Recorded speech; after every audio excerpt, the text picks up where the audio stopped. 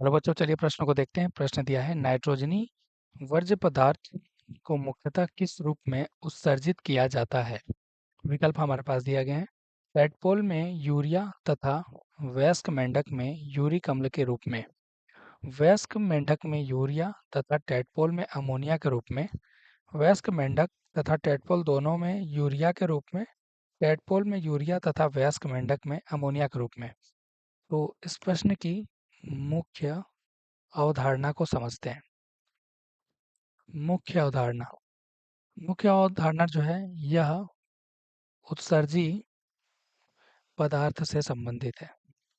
हम जानते हैं कि विभिन्न प्रकार के जीव जो हैं, उनके वास स्थान के आधार पर उनके उत्सर्जी पदार्थों को वर्गीकृत किया गया है। तो अगर हम बात करें टेडपोल, टेडपोल जो होता है, टेडपोल ये जो होता है मेंढक के लार्वा को हम कहते हैं। मेंढक का यह लार्वा होता है, और लार्वा पाए जाने का मतलब इसमें जो विकास होता है अप्रत्यक्ष रूप से होता है।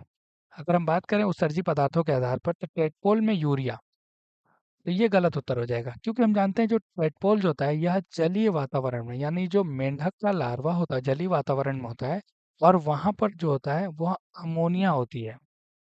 यहाँ पे हम जानते हैं अमोनिया पाई जाएगी। जबकि अगर हम बात करें वयस्क के बारे में, तो वयस्क जो होगा वो स्थल पे भी पाया जाएगा। तो अगर हम बात करें यहाँ पे, तो ये देखेंगे हम यूरिया यहाँ पर होता है, क्योंकि वैसे तो ये उभयचर होते हैं मेंढक, लेकिन जो टेडपोल होता है यह जल में ही पाया जाएगा, इसलिए यहाँ पे अमोनिया होगा। तो इसलिए विकल्प ये गलत हो जाता है। वयस्क मेंढक में यूरिया तथा टेडपोल में अमोनिया के रूप में, तो ये हमारा सही उत्तर हो जाता है। बाकी अगर देखें वयस्क मेंढक तथा टेडपोल दोनों में यूरिया के, ये गलत उत्तर। टेडपोल में यूरिया तथा वयस्क मेंढक में अमोनिया, ये भी गलत उत्तर हो जाएगा। तो हमारा सही उत्तर हो जाएगा विकल्प बी। आशा करते हैं इस प्रश्न का उत्तर आपको समझ में आया होगा। धन्यवाद।